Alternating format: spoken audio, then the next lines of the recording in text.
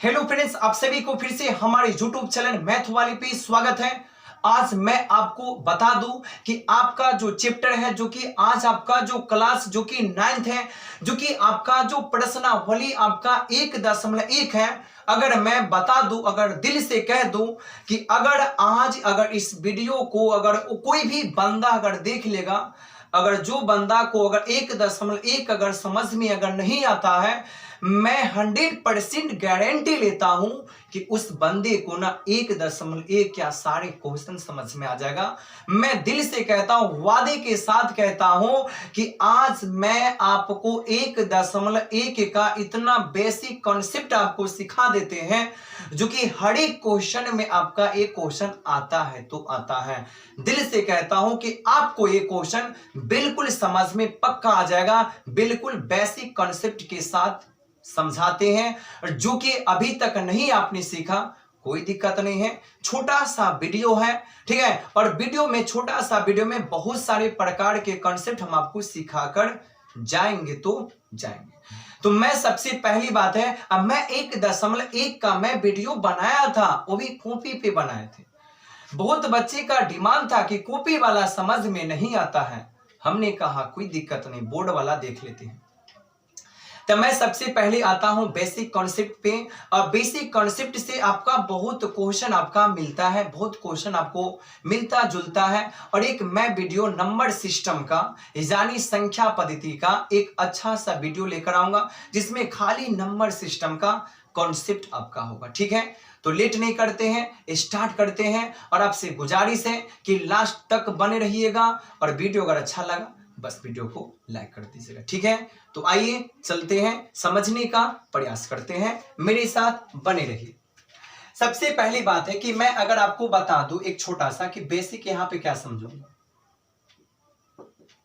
Basic concept आपका क्या होगा?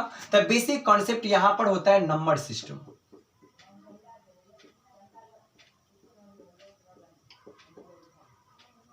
का मतलब होता है संख्या पद्धति।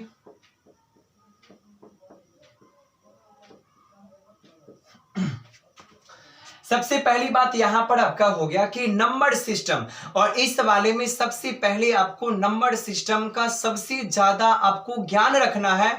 और इसमें नंबर सिस्टम का बहुत सारे क्वेश्चन भी अवेलेबल है, ठीक है। अब हमने बता दिया कि मैं नंबर सिस्टम का एक अच्छा सा वीडियो आपके साथ लेकर जरूर आऊंगा, बिल्कुल कॉन्सेप्ट के साथ, ठीक है। तो आपका जो चैप्टर है वो की नंबर सिस्टम तो है ही है, लेकिन आपका चैप्टर का जो नाम है वो आपका है वास्तविक संख्या।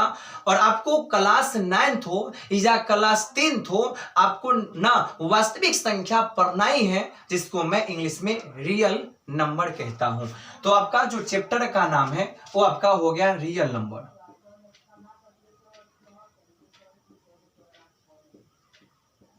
यानी इसका मतलब हो गया वास्तविक संख्या।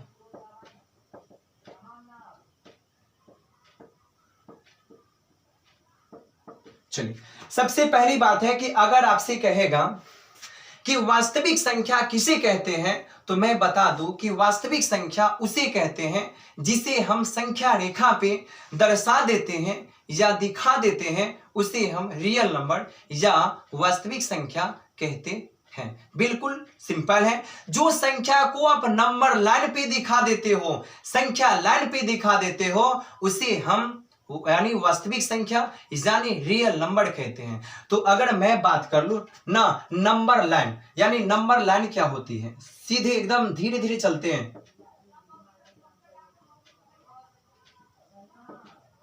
ठीक है। नंबर लाइन का मतलब हो गया संख्या रेखा।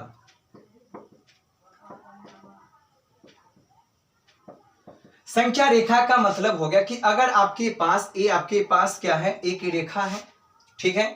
मेन पोजीशन बीच में आपका बॉर्डर होती है आपका 0, ठीक है। 0 के जो राइट साइड अगर जाते हैं ना, 0 के राइट साइड, तो यहां पर आपका बनता है प्लस वैल्यू, ठीक है। तो प्लस का मतलब यहां पर आपका 1 हो गया, अगर यहां पर 2 हो गया, अगर यहां पर 3 हो गया, अगर यहां पर आपका 4 हो गया। और आपका जो 0 है ना, बॉर्डर है, अगर बॉर्डर के अगर लेफ्ट साइड आते हो ना, तो वही चीज क्या होता है, माइनस इसका वैल्यू हो जाता है। तो यहां पर आपका -1 हो गया, यहां पर आपका -2 हो गया, यहां पर -3 हो गया। यहां तक सही है। अगर यहां पर कहना है कि नंबर लाइन पे हमको कोई संख्या, कोई डिजिट को दिखाना है, तो मैं अगर मान लो पहली बात है कि मुझे ना, पहली बात है संख्या रेखा पे अगर मुझे अगर 5 को अगर दिखा देना है वो भी संख्या रेखा पे नंबर लाइन पे, तो मैं कैसे दिखाऊंगा? तो सबसे पहले आपको ये देखना है कि आपसे पूछा गया जो नंबर लाइन है वो आपका पॉजिटिव है या नेगेटिव है। ठीक है, तो हम देखें कि 5 है, 5 तो मेरा पॉजिटिव प्लस है, तो प्लस का मतलब बॉर्डर की राइट साइड देखना है ना। तो यहां पर 5 है ना, तो यहां तक तो 5 है नहीं, आप 5 भी ले सकते हो। ठीक है, चलिए तो एक बढ़ा देता हूं, पहली बात यहां से यहां तक, चलिए यहां तक आपका 5 हो गया, प्लस वैल्यू हो गया। ठीक है, अब क्या करना है, दिखा देना है। तो यहां पर आपका 0 है, तो यहां से बॉर्डर सीधा ले जाएंगे यहां तक, और यहां से क्या करें, यहां पर दिखा देंगे। ठीक है, यही आपका क्या है, यही आपका हो गया नंबर लाइन यानी संख्या रेखा हो गई। नहीं समझ में? जी बिल्कुल समझ में आ गया। अगर यहीं पे कहता दोस्त कि यहीं पे कहता कि आपको यहां पर दिखा देना है -2, ठीक है, तो अगर मान लीजिए पहली बात है कि अगर आपको -2 को दिखाना है, वो भी आपका नंबर लाइन पे आपको दिखाना है, तो आपको क्या करना है, सबसे पहली बात है सिंपल विड्रॉ क्या चलेगा, तो चलने का मतलब -2 है, माइनस का मतलब क्या है आपका निगेटिव है, निगेटिव का मतलब क्या होता है माइनस, तो माइनस का मतलब क्या है, तो 0 की लेफ्ट साइड, तो माइनस वाला तो क्या यहाँ पर है, यहां पर है, तो मैं क्या करूंगा, यहां आपका देख लो, इसको मैं मिटा देता हूं अब। ठीक है, अब यहां से आपको दिखाना है, यहां से यहां दिखाऊंगा, और यहां पर आपका हो जाएगा मेन बॉर्डर। ठीक है, तो यही हो गया आपका संख्या रेखा, यानी आपका हो गया नंबर लाइन पे आपको दिखा देना है। तो यहां तक बिल्कुल आपको समझ में आ गया होगा। अब हम चलते हैं आगे। ठीक है, तो अगर यहां पर देख ली जाए, सबसे पहली बात ये चीज तो आपका हो गया। अब यहां पर देखना है कि सबसे पहली बात है कि संख्या क्या होती है, तो आपका जो टॉपिक हो गया सबसे पहली संख्या हो गया। संख्या, संख्या का मतलब हो गया कि अगर आपसे पूछेगा कि संख्याएं हो गया, संख्याएं कितने प्रकार की होती है, तो भाई संख्याएं मान लो सिंपल तरीके से कि संख्याएं 2 प्रकार की होती है। ठीक है, कौन कौन सी होती है देखिएगा। ठीक है, पहला तो आपका हो गया वास्तविक,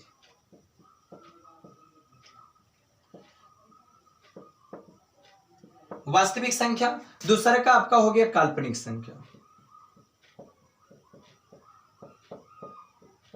संख्या। ठीक है, सबसे पहली बात हो गया कि संख्या आपका 2 प्रकार की होती है, वास्तविक संख्या और काल्पनिक संख्या। और मैं बता दूं एक चीज की बात कि 9th हो या 10th हो, हमेशा 9th और 10th में हमेशा वास्तविक संख्या ही पढ़ते हैं। क्यों? क्योंकि 9th और 10th में हम लोग वास्तविक संख्या पढ़ते हैं, क्योंकि वास्तविक संख्या इसलिए पढ़ते हैं कि 9th और 10th में वास्तविक संख्या का हल है, पर काल्पनिक संख्या जो है इसका आपका हल 9th और 10th में नहीं है, बल्कि इसका हल आपके 11th 12th में है। ठीक है, इसलिए हम लोग क्या पढ़ेंगे, वास्तविक संख्या, और हमेशा वास्तविक संख्या ही पढ़ा जाता है। ठीक है, अब यहां पर जो वास्तविक संख्या है, तो कहेगा वास्तविक संख्या पढ़ते, जी हम पढ़ते वास्तविक संख्या। अब कहेगा वास्तविक संख्या कितने प्रकार की होती है। ठीक है, तो मैं बता दूं कि वास्तविक संख्या 2 प्रकार की होती है। ठीक है, बाप रे, 2 प्रकार कौन कौन, परिमेय संख्या, परिमेय संख्या, दूसरा का आपका होता है अपरिमेय संख्या, अपरिमेय संख्या। ठीक है, ये चीज तो आपको पता हो गया कि वास्तविक संख्या 2 प्रकार के, परिमेय संख्या और आपका क्या होता है अपरिमेय संख्या। अब यहां पर मैं चलता हूं कि इससे रिलेटेड, नंबर सिस्टम से रिलेटेड कुछ ऐसी चीज को देखना है जो आपके एग्जाम में बार बार आता है, तो मैं इसको मिटा दूं। चलिए, तो यहां पे सबसे पहले इसको मिटाने से बाद अब एक बेर मैं चलता हूं एकदम कॉन्सेप्ट के साथ। ठीक है, तो देखिए सबसे पहली बात है, पहला आपको पढ़ना पड़ता है प्राकृतिक संख्या, प्राकृतिक संख्या। उसके बाद अगला आपको पढ़ना पड़ता है पूर्ण संख्या, उसके बाद पढ़ना पड़ता है पूर्णांक संख्या,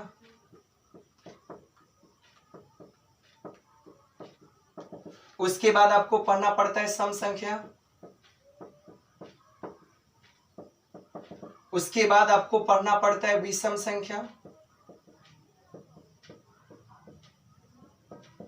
उसके बाद आपको पढ़ना पड़ता है भाज्य संख्या, उसके बाद आपको पढ़ना पड़ता है अभाज्य संख्या, ठीक है। उसके बाद सबसे पहली बात हो गई, यहां तक आपका हो गया। इसके बाद पढ़ते परिमेय, परिमेय के थोड़ा लास्ट में हमने देख लिया। उसके बाद यहां पे पढ़ते अपरिमेय संख्या। चलिए, सबसे पहली बात है, मैं बारीकी से बताता हूं, सिंपल तरीके से बताता हूं, वो भी नंबर सिस्टम का। सबसे पहली बात है, प्राकृतिक संख्या जो होती है, प्राकृतिक संख्या किसे कहते हैं? तो प्राकृतिक संख्या को भी कलम निकाल कर बैठ रहिएगा।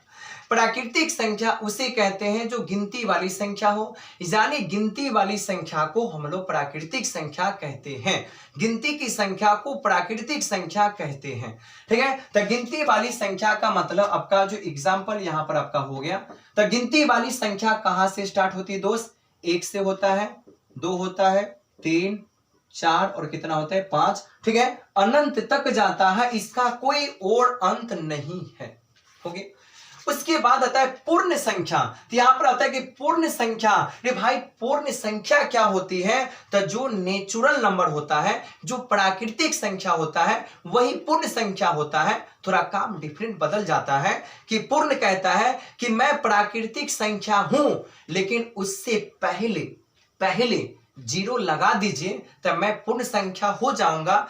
यानी जो संख्या 0 से शुरू हो उसे हम पूर्ण संख्या कहते हैं। कहने का तात्पर्य है कि यहां पर 1 होगा, 1, 2, 3, 4, 5, 6 हो गया ना। लेकिन कहा कि भाई तो प्राकृतिक संख्या है, हमने कहा कि पूर्ण संख्या, कहा कि प्राकृतिक संख्या तो है, पर इससे पहले आप क्या लगा दो? 0 लगा दीजिए। तो यही आपका क्या हो गया? यही आपका हो गया पूर्ण संख्या और ये आपका हो गया प्राकृतिक संख्या। उसके बाद यहां पर आते हैं पूर्णांक संख्या, ठीक है। तो इसका मतलब ये जो आपका पूर्णांक संख्या हो गया, तब पूर्णांक संख्या कहता है कि जो संख्या अगर ऋणात्मक लगा रहे, ऋणात्मक से स्टार्ट हो, शुरू हो, उसे हम क्या बोलते हैं? पूर्णांक संख्या कहते हैं। तो जो संख्या माइनस से स्टार्ट हो उसे हम पूर्णांक संख्या कहते हैं। जैसे समझ लीजिए कि अगर आपका क्या है, पहली बात है कि अगर यहां पर आपका -1, -2, -3 हो गया, -4 हो गया, -5, -6, बहुत सारी संख्या है, ठीक है। तो जो संख्या अगर माइनस से स्टार्ट हो जाए उसे हम क्या बोलते हैं? पूर्णांक संख्या कहते हैं। उसके बाद आता है सबसे पहली सम संख्या। सम संख्या का मतलब आपका हो गया, सम संख्या का मतलब कि जो संख्या अगर 2 से डिवाइडेड हो जाए, जो संख्या 2 से पूरा कट जाए, उसे हम सम संख्या कहते हैं ना। तो जो संख्या में अगर डिवाइडेड लगाइएगा, जो संख्या में अगर भाग लगाइएगा, अगर उस संख्या को 2 पूरा काट दिया, माइनॉरिटी अगर 0 आ गया, तो समझ लेंगे क्या हो गया? आपका सम संख्या हो गया, ठीक है। तो जो संख्या 2 से पूरा कट जाए, तो अगर आपसे एक सवाल पूछा जाता है कि भाई तू बड़ा पढ़ लिया है ना, सम संख्या कहेगा, बताकर देखा तो सबसे छोटी सम संख्या कौन है? दिमाग खजुआने लगेगा। तो लोग पहले कहेगा कि पहले क्या होगा? तो लोग कहेगा ना कि 2 होगा। रे भाई, रे पहले 2 नहीं, सबसे छोटी सम संख्या क्या होता है दोस्त? तो आप ही बताइए। सबसे छोटी संख्या होता है सम 0, 0, क्योंकि अगर 0 में अगर कोई भी संख्या से भाग लगाते हैं ना, उस संख्या 0 हो ही जाता है, ठीक है। तो सबसे छोटी संख्या कौन होता है आपका? 0, 0 के बाद 2, अब 0 में 2 जोड़ते जाइए, तो 4, 6, 8, बहुत सारा है, 10, 12, 14, 16, 20, 22, 24, 26 हो गया। उसके बाद एकरे क्या है? एकरे जुड़वा भाई है विषम संख्या। सम संख्या कहता है जिस संख्या को मैं 2 से काट दूं, और विषम संख्या नकार देता है, कहता है कि मैं वैसी संख्या जो 2 से पूरा न कटे, यानी जो संख्या 2 से पूरा न कटे, पूरा भाग न लगे, उसे हम विषम संख्या कहते हैं। तो सबसे पहले आपसे कहेगा कि सबसे छोटी विषम संख्या कौन है? तो भाई सबसे छोटी विषम संख्या आपका 1 है, क्योंकि सबसे छोटा कौन? 1 ना। क्या 1 को क्या 2 काट सकता है दोस्त? 1 को क्या 2 काट सकता नहीं, 1 कटेगा, पहली बात नहीं। तो इसीलिए सबसे छोटी अगर विषम संख्या कहा जाए, तो सबसे छोटी विषम संख्या होती है आपका 1। 1 के में 2 जोड़ते जाओ, तो 1 के बाद हो गया 3 5 7 9 11 13 15 17 19 21 23 25 हो गया 27। बहुत सारी संख्या है। उसके बाद आता है कि भाज्य संख्या। दोस्त यहां पे भाज्य संख्या क्या होती है? भाज्य संख्या वैसी संख्या होता है जो पूरे वर्ल्ड से, पूरे संसार के आदमी से मिला जुला सरकार है। ठीक है, कभी इसको प्रॉब्लम हो गया इस साथ दे देता है, कभी इसको प्रॉब्लम हो गया किसकी ना, किसी को उसको हॉस्पिटल में जाना है, ये ले जाता है। कौन? भाज्य संख्या। भाज्य संख्या सारे से मतलब रखता है। भाज्य संख्या से पहले आप समझ लीजिए अभाज्य संख्या। ठीक है, जब अगर अभाज्य संख्या अगर समझ लेते हो तब भाज्य संख्या अपने आप समझ जाएगी। अभाज्य संख्या कहता है, अभाज्य संख्या का मतलब जो संख्या एक और अपने आप से कटे, ये जो अभाज्य संख्या है निर्दयी है। निर्दयी का मतलब ये किसी से मतलब न रखता है, ये अपने आप से मतलब रखता है। कोई मर गया, कोई कट गया, उससे इसको कोई लेना देना कोई मतलब नहीं है। मतलब तो भाज्य संख्या को। तो अभाज्य कहता है मैं कोई भी संख्या से नहीं कटूंगा, वली फॉर एक से, और मैं अपने आप से खुद डिवाइडेड हो जाऊंगा, भाग हो जाऊंगा, पर दूसरा संख्या हमको काट नहीं सकता है। इतना किसी में पावर नहीं है। ठीक है, तो जो संख्या, तो अभाज्य संख्या का डिफिनेशन क्या लिखेंगे? तो जो संख्या एक और अपने आप से कट जाए उसे हम अभाज्य संख्या कहते हैं। तो कहेगा सबसे छोटी अभाज्य संख्या कौन है?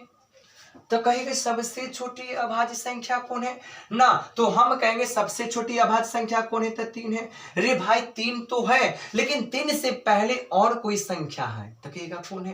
ठीक है, तो 3 से पहले भाई यहां पर आपका 2 है। ठीक है, 2 कहेगा 2, हाँ 2 वैसी संख्या है जो 2 सबको काट देता है पर 2 को कोई नहीं काटता है। बिल्कुल हम सही बताते दोस्त। अगर यहां पर अगर 4 है ना, क्या 2 जो है 2 क्या 4 को काट देगा? तो हाँ बिल्कुल काट देगा, लेकिन क्या 4 क्या 2 को काटेगा? नहीं काट पाएगा ना। इसीलिए सबसे छोटी अभाज्य संख्या आपका कौन है? तो आपका 2 है। ठीक है, तो सबसे पहली बात है सबसे छोटी अभाज्य संख्या कौन है?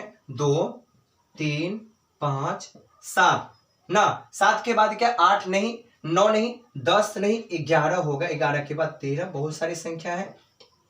ठीक है, और भाज्य संख्या का मतलब क्या हो गया? भाज्य संख्या का मतलब वैसी संख्या जो एक और अपने आप और किसी अन्य पहाड़ा से कट जाए उसे हम भाज्य संख्या कहते हैं। यानी पूरे इंडिया के आदमी से, पूरे इंडिया के पहाड़ा से ये मतलब रखता है, उसे हम भाज्य संख्या कहते हैं। ठीक है, जिसका गुणनखंड जब ये 2 से ज्यादा हो गया ना, जब ये 2 से ज्यादा हो गया ना, तो समझ लेना कि आपका क्या हो गया? भाज्य संख्या। तो भाज्य संख्या का मतलब अपना आप सारे पहाड़ा से कट जाए। तो पहली बात यहां पर आपका 4, 4 के बाद 6, 6 के बाद 8, के बाद 9, के बाद 10, के बाद 12, बहुत सारी संख्या है। ठीक है, लेकिन कहेगा कि एक दिमाग में आपको घूमता होगा कि एक कहां गया। ठीक है, तो हमने कहा कि एक जो होता है, एक क्या होता है? एक हाँ में भी राजी है और ना में भी राजी है। तो इसीलिए एक नाम का भाज्य संख्या है, नए का आपका अभाज्य संख्या है, हमें भी राजी है, ना में भी राजी है, इसलिए एक को तो आप छोड़ ही दीजिएगा, इसी में आपको भलाई है। ठीक है, इतना चीज समझ गई होइएगा। ठीक है, इतना चीज तो समझ गई होइएगा। बिल्कुल सिंपल तरीके से बताएं। प्राकृतिक संख्या, पूर्ण संख्या, पुनः सारे का काम है, अभी जस्ट मैं बताऊंगा। ठीक है, लेकिन मैं आता हूं आप सबसे इंपॉर्टेंट चीज में। ठीक है, जो मैं अगर आपको बता दूं तो सबसे पहली बात हो गया परिमेय संख्या और अपरिमेय संख्या। ठीक है, तो सबसे पहली बात यहां पर आपका हो गया ना। अगला जो आपका टॉपिक है परिमेय संख्या।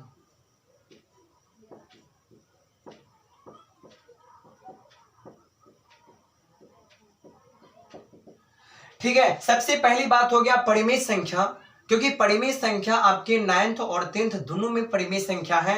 अगर आपसे कहा जाए डिफिनेशन परिमेय संख्या का, तो परिमेय संख्या का मतलब जो संख्या अगर p बटा q के रूप में लिखा गया है उसे हम परिमेय संख्या कहते हैं।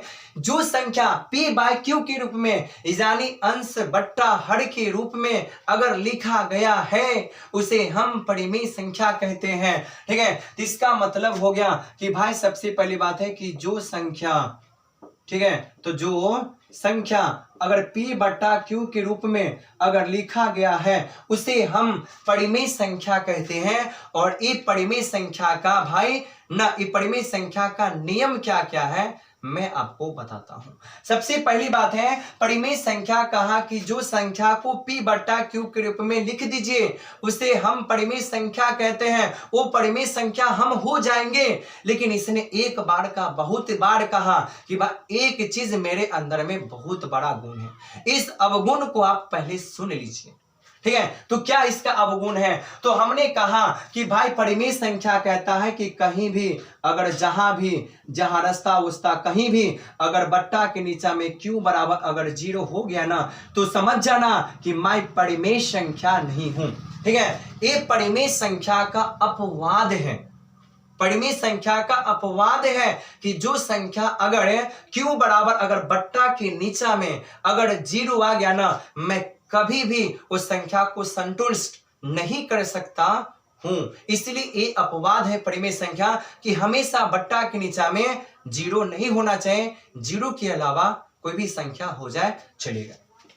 ठीक है, और एक बात कहा गया, पहली बात है कि हमेशा कहा गया कि p और q का ना हमेशा HCF कितना होना चाहिए, तो हमेशा HCF आपका 1/1 होना चाहिए। ठीक है, p और q का हमेशा मॉस 1 होना चाहिए। तब बहुत ऐसा संख्या होता है जो अपना रूप बदलता रहता है। ठीक है, अगर मान लो कि पहली बात की अगर 2/4 है कि अगर 2/4 क्या है, परिमेय संख्या है, तो भाई ये p बटा q के रूप में लिखा है, सही है। लेकिन परिमेय संख्या तभी होगा जब भाई p और q का मॉस यानी HCF आपका 1 आता है ना, तब आपका क्या होगा, तो पहली बात आपका आंसर 1 होगा, तभी जाकर परिमेय संख्या होगा। लेकिन अगर मैं बता दूं कि अगर 2/4 है तो 2/4 का मैं अगर HCF अगर निकाल कर अगर दिखा दूं, ठीक है, तो 2/4 का लघुत्तम अगर निकलेगा मॉस तो कितना निकलेगा, पहली बात आपका 2 निकलेगा। ठीक है, लेकिन अगर यहां पर 2 है, लेकिन कहा गया कि p व q का जो आपका HCF होगा यानी मॉस होगा, आपको कितना चाहिए, आपको 1 चाहिए, लेकिन आया कितना, 2। तो ये जो 2 और 4 है ना, ये क्या है, अपना रूप को क्या करता है, बदल लेता है। बदलने का मतलब छिपकली जैसे रूप बदलता है। जैसे यहां पर देख लो कि अगर 2/4 है तो मैं अगर 2/4 को काट दूं तो 1 हो गया। अगर यहां पर आपका क्या है 2, तो मैं अगर 1/2 को यानी 2/4 को काट दिया तो 1/2। अब क्या करेंगे, अगर इसका हम अगर मॉस HCF निकालेंगे तो कितना होगा, 1। तब जाकर क्या होगा, तो आपका हो गया, पहली बात है परिमेय संख्या। ठीक है, लेकिन अगर यहां पर देखो एग्जांपल के तौर पर देख लो कि अगर यहां पर हो गया आपका कि 3 अगर मान लेते 4 हो गया, अगर 4/5 हो गया, अगर -1/2 हो गया, -4/- यहां पर आपका ना मान लेते पहली बात ही 5 हो गया, कोई फर्क नहीं है। 1/4 खाली क्या हो गया कि आपको p बटा q के रूप में दिखा देना है। और एक बात और देखना है कि इसमें एक देखना है कि पूर्ण वर्ग संख्या। ठीक है, पूर्ण वर्ग संख्या क्या होती है, तो आपको पता होगा पूर्ण वर्ग संख्या का मतलब परफेक्ट। ठीक है, परफेक्ट स्क्वायर रूट। ठीक है, परफेक्ट स्क्वायर रूट का मतलब हो गया पूर्ण वर्ग संख्या का मतलब जिसका पूरा वर्ग निकल जाए। तब बहुत संख्या ऐसे होता है, बहुत संख्या ऐसा होता है जो आपका रूट में रहता है। लेकिन परिमेय संख्या बड़ा विचित्र वाली बात है कि परिमेय संख्या कहता है कि मैं कभी भी ना रूट में नहीं रह सकता हूं, कभी भी मैं रूट में नहीं रह सकता हूं। ठीक है, तो बहुत सारी संख्या ऐसा होता है जो रूट से बाहर नहीं निकलता है, और कुछ संख्या ऐसा होता है जो आपके रूट से बाहर निकलता है। ठीक है, इसीलिए परिमेय संख्या को रूट से बहुत एनर्जी है। तो मैं अगर मानूं तो जिसका पूरा वर्ग निकल जाए, अगर मान लो कि अगर आपके पास अगर √2 है ना, अब क्या इस संख्या आपका परिमेय संख्या है, तो कहिएगा नहीं। क्यों नहीं, क्योंकि 2 जो है ना, ये 2 आपका क्या है, अभाज्य संख्या है। ठीक है, 2 आपका क्या है, अभाज्य संख्या है, इसलिए आपका ये 2 आपका रूट से बाहर नहीं निकलेगा। रूट से बाहर वही निकलता है जो संख्या रूट के अंदर में रहता है, उसको मैं खंड करता हूं, खंड करने के बाद जोड़ा निकलेगा, वही संख्या क्या होता है, परिमेय होता है ना। अगर उसके बाद मैं अगर √4 को बता दूं तो कहेगा √4 होगा, जी बिल्कुल होगा। ठीक है, कैसे, तो अगर 4 को मैं अगर खंड करूंगा ना, तो 2 को यानी इसके 4 को मैं खंड करूंगा तो 2 गुने 2 आएगा ना, तो 2 को 2 में से क्या 2 निकलेगा, 1 2 ना, तो ये हो गया आपका। ठीक है, तो समझ गए होइएगा जो कि ये आपका डिफिनेशन परिमेय संख्या का था। अब इसके बाद यहां पर क्या आते हैं, इसके बाद आते हैं अपरिमेय संख्या। किस में आते हैं, अपरिमेय संख्या में। ठीक है, तो आइए पहली बात है कि अपरिमेय संख्या का मतलब हो गया,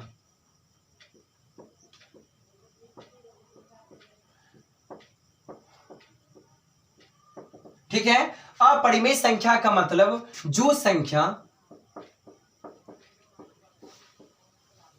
जो संख्या अगर p बटा q के रूप में नहीं लिखा हो उसे हम क्या कहते हैं, अपरिमेय संख्या कहते हैं। यानी जो संख्या को अगर p बटा q के रूप में अगर नहीं लिखते हो उसे हम क्या कहते हैं, अपरिमेय संख्या। ठीक है, जो संख्या को बट्टा में नहीं लिख सकते हो ना, अगर कह दिया ना कि अगर यहां पे कह दिया कि 4 बट्टा अगर यहां पर अगर 5 है, कहेगा इस संख्या ना, इस संख्या जो है परिमेय इसको संतुष्ट करेगा, पर अपरिमेय संतुष्ट नहीं करेगा। क्यों, क्योंकि कहा गया कि भाई इसको आप p बट्टा q के रूप में नहीं लिखिए, वही संख्या आपका क्या होगा, अपरिमेय संख्या होगा। ठीक है, तो जो संख्या को अगर p बटा q के रूप में नहीं लिखते हो वो आपका अपरिमेय संख्या होगा। ठीक है, लेकिन मैं बता दूं इस संख्या कहता है मुझे में ना रूट रहना चाहिए, इसको रूट से ना बहुत ज्यादा प्यार है, रूट से, पर परिमेय को रूट से नहीं प्यार है, बेगर रूट से प्यार है। तो अपरिमेय कहता है कि जो भी संख्या हो अगर उस संख्या का रूट पूरा निकल गया तो मेरे पास नहीं आ सकता है, जाएगा परिमेय संख्या के पास। लेकिन जो संख्या अगर रूट में है वही संख्या अपरिमेय होगा। ठीक है, तो मैं अगर मान लू पहली बात है तो देखो जितना भी आपका अभाज्य संख्या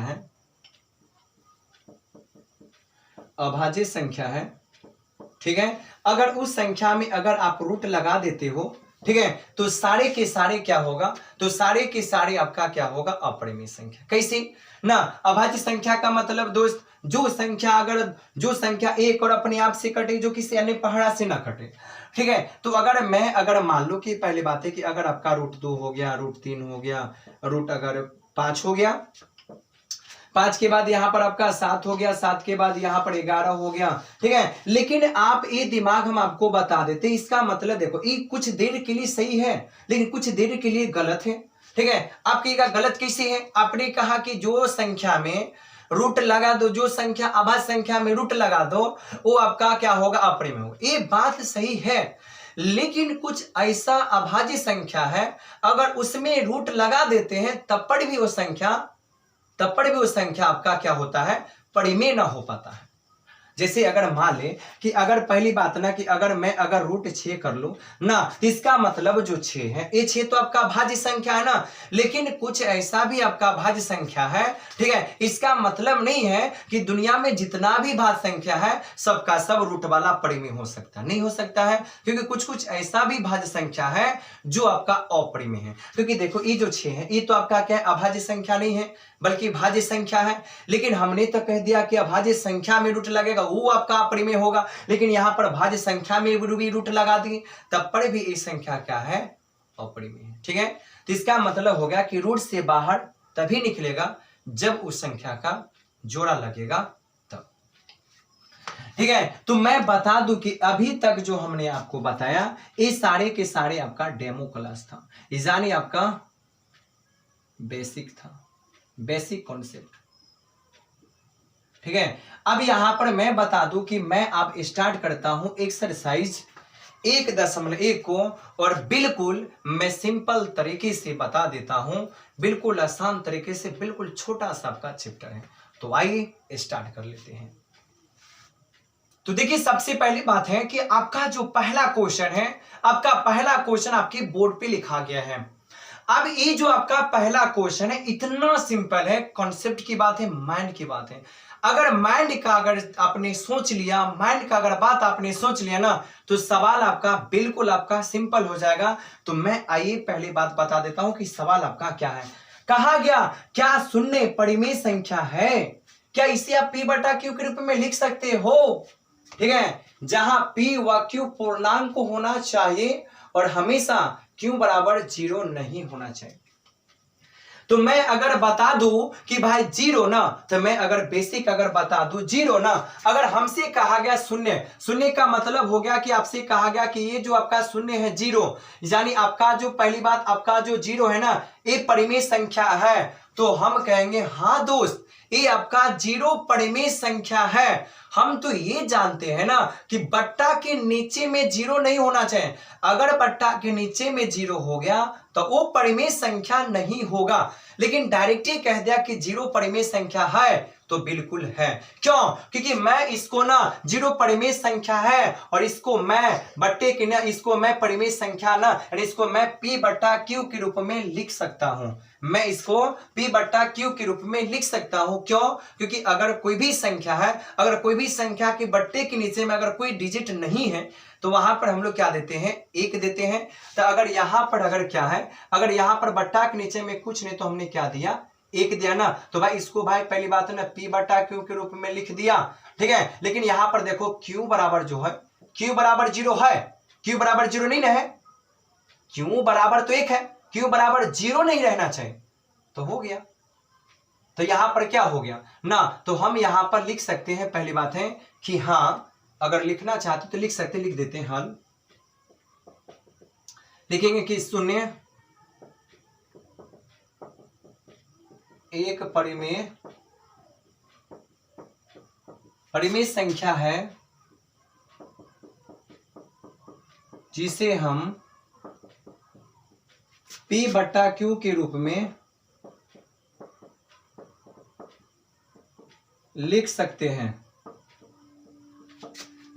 हैं तथा P व Q दोनों पूर्णांक है, अतः Q बराबर 0 नहीं हो गया। क्या कुछ करना है, सबसे पहली बात है कि 0 है ना, तो शून्य एक परिमेय संख्या है जिसे हम P बट्टा Q के रूप में लिख सकते हैं, ठीक है। P व Q दोनों पूर्णांक संख्या है, ठीक है, और उसके बाद Q बराबर 0 नहीं है, हो गया एक्सप्लेन, तो हो गया, ऐसे ही करना पहली बात है, ठीक है, सिंपल तरीके से हो गया, ठीक है।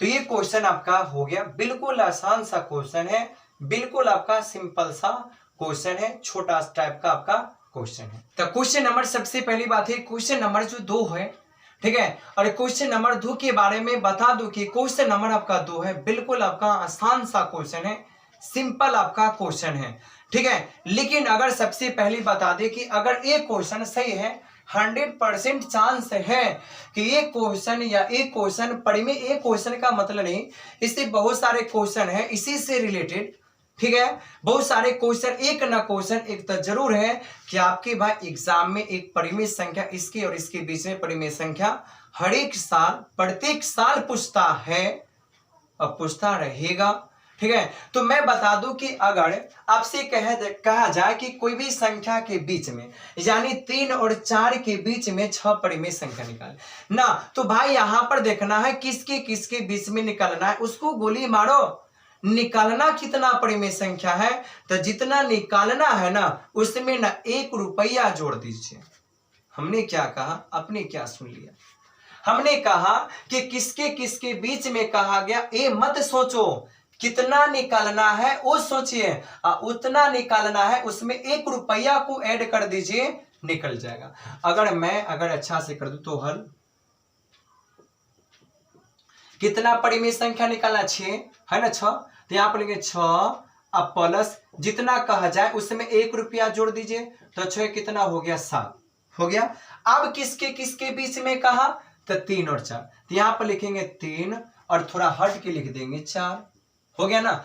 अब यहां पर गुना, अब 7 है ना, अब 6 का भूल जाओ, अब 7 तो 7 ऊपर और 7 आपका नीचा, अब यहां पर आपका हो गया 7 है तो 7 ऊपर 7 नीचा, अब यहां पर गुना कर दो ना, तो यहां पर ना सबसे पहले ना 3 सत्ते यहां पर आपका 21 बट्टा यहां पर 7, ठीक है, और 4 सत्ते 28, 28 बट्टे 7, ठीक है। अब यहां पर आपको ये देखना है कि 21 और 28 के बीच में जितना संख्या बचा है वही आपका 6 परिमेय संख्या होगा ना। तो 21 है ना, 21 के बाद क्या हो गया 22/7, 23/7, 24/7, 25/7, 26/7, 27/7। ठीक है, तो वही हो गया ना 1 2 3 4 5 6 निकल गया, हो तो गया। अब आइए अगला वाला में 3/5 और 4/5 के बीच 5 परिमेय संख्या निकालें। ठीक है, हमने कहा कि किसके बीच निकालना है उसको ना कुछ देर के लिए रोक दीजिए। कितना निकालना है तो 5 है ना, तो हमने बोला लिख लिया हल।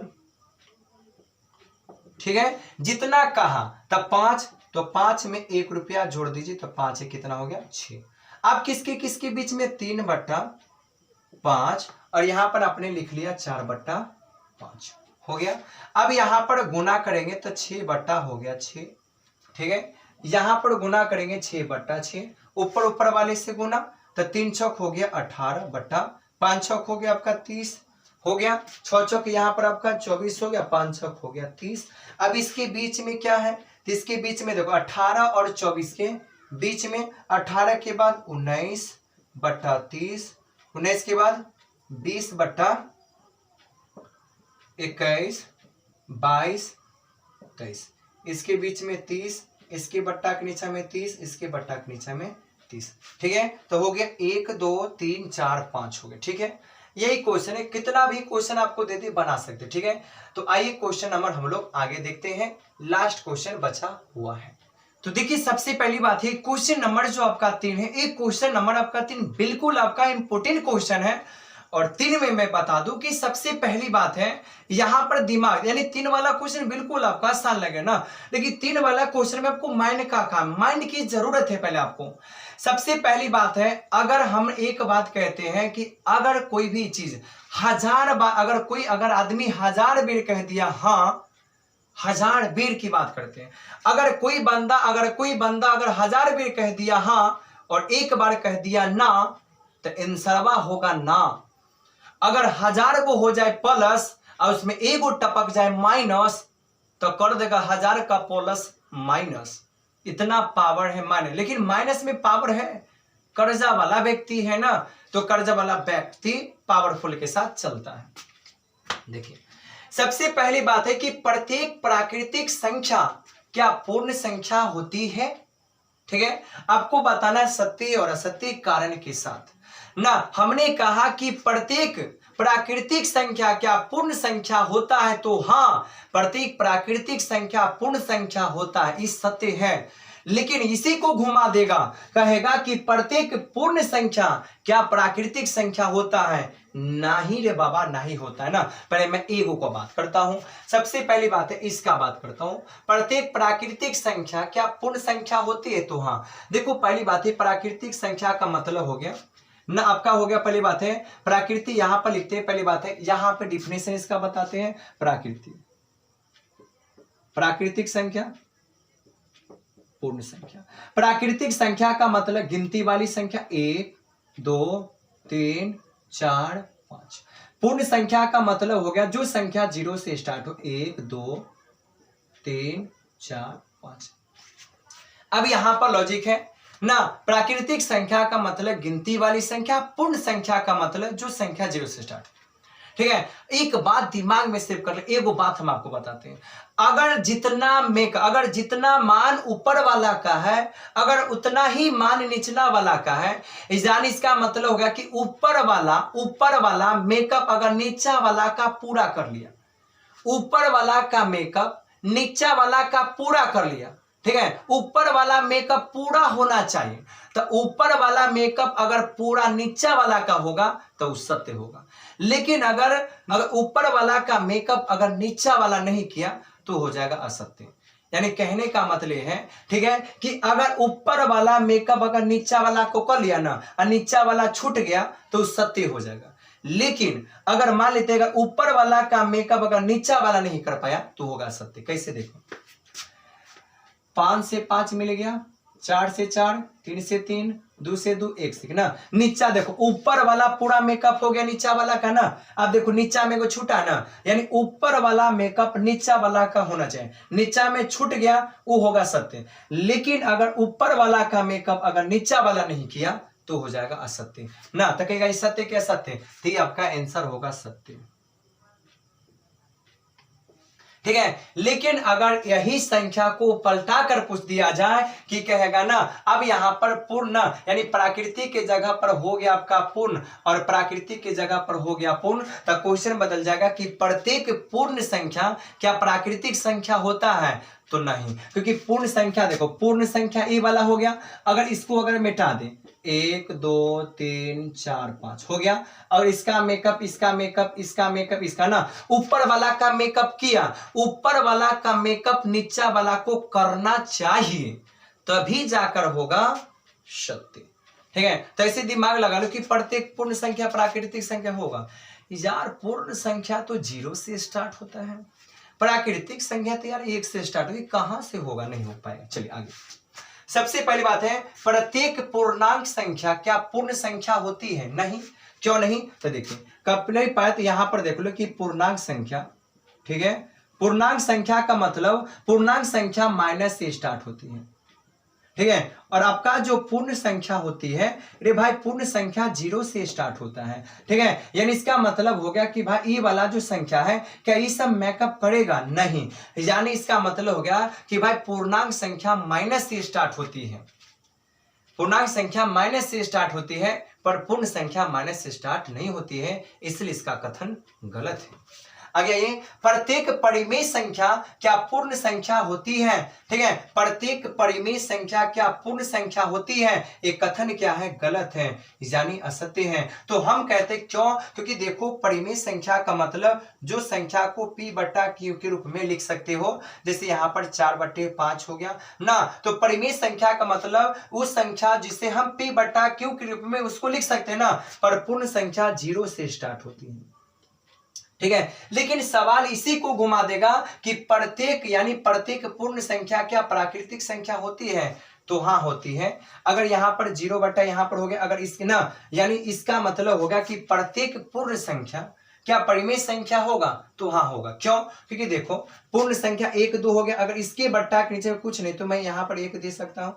1 देने से कोई फायदा भी है, क्योंकि एक वैसी संख्या जिसको जितना से गुना करो, जिससे डिवाइडेड करो, वही संख्या प्राप्त होगा। ठीक है, तो ये कथन आपके लिए क्या है, असत्य है।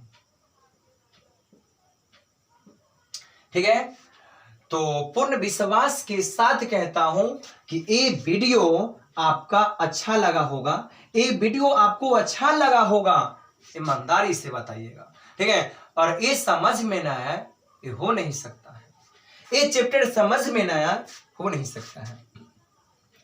तो बस आपसे यही गुजारिश है, ठीक है, कि अगर ये वीडियो अगर आपको अगर अच्छा लगा, बिल्कुल अच्छा तो लगा ही होगा, दिल से बोलिएगा अच्छा ही लगा होगा। ठीक है, तो अगर ये वीडियो अगर अच्छा लगा होगा तो वीडियो को लाइक कर दीजिएगा, और नए हैं मेरे चैनल पे तो चैनल को थोड़ा सब्सक्राइब कर दीजिएगा, बेल आइकन को दबा दीजिएगा, और ऐसा ऐसा वीडियो आपको रोज मिलेगा, रोज भाई डेली एकदम जोश जुनून के साथ। ठीक है, मिलते हैं अगले वीडियो के साथ, तब तक के लिए थैंक्स। जय हिंद, जय भारत।